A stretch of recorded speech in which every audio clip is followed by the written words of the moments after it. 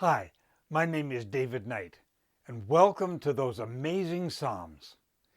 This is the fourth of 5 Advent Psalms. This is December the 31st, and you may be wondering why we're still talking about Advent when Christmas has come and gone and New Year's is already upon us. My answer is that the ancient practice of Christmas was 12 days long, and that would take us to January the 6th. So even after this, we have one more delightful Advent psalm to go. So, Psalm 40. What good is a body?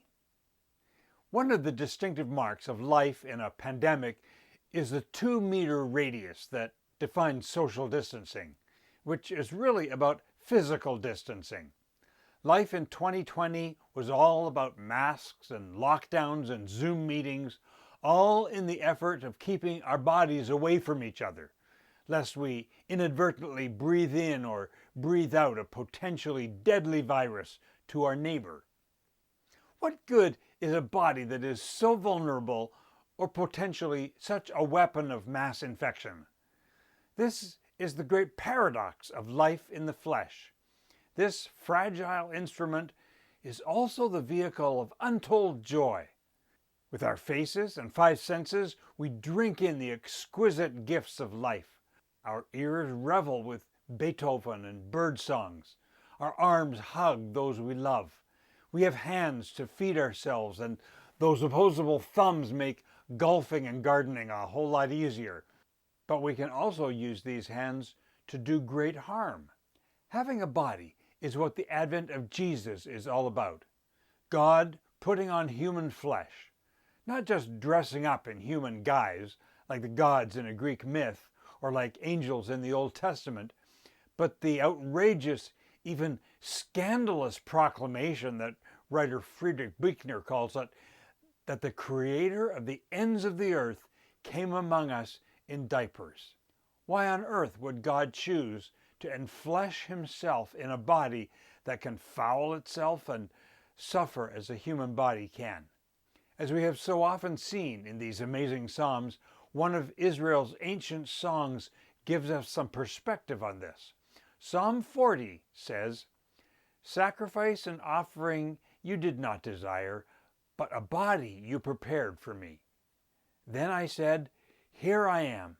It is written about me in the scroll. I have come to do your will, O God."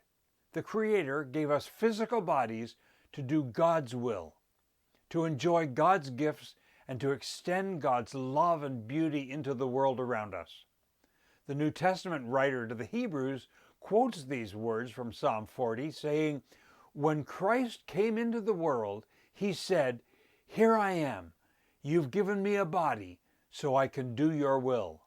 This is why the Word of God became human and lived among us, eating our food, learning our language, singing our songs, facing our temptations.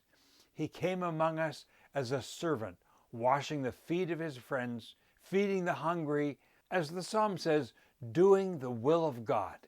"It's written about me in the scroll," the poet wrote.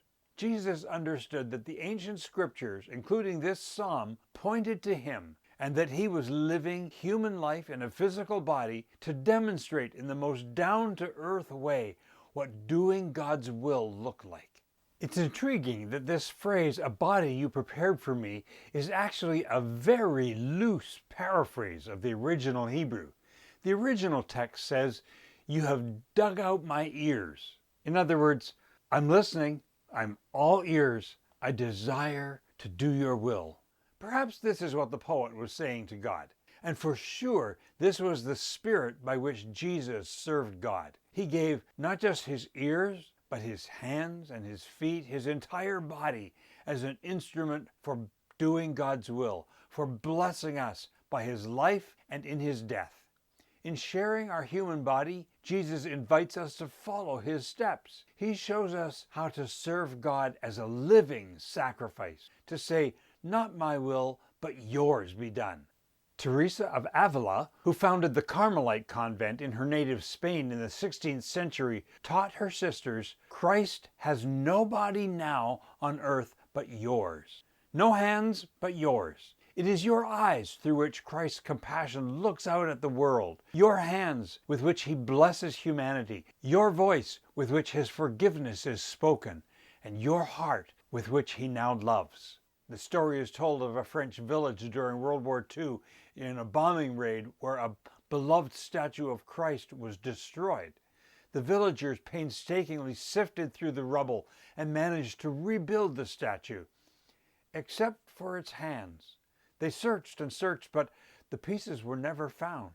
Finally, the villagers placed a plaque on the statue with the inscription, "I have no hand but yours." The pandemic is teaching us in this season to love our neighbors by keeping our distance from them. Jesus teaches us by his timeless example to use our body to do the will of God. So thank God today for the gift of your physical body. And I pray that in the year ahead, you will find ways to be the hands of Jesus to those around you, even from 2 meters away. Happy Advent and Happy New Year.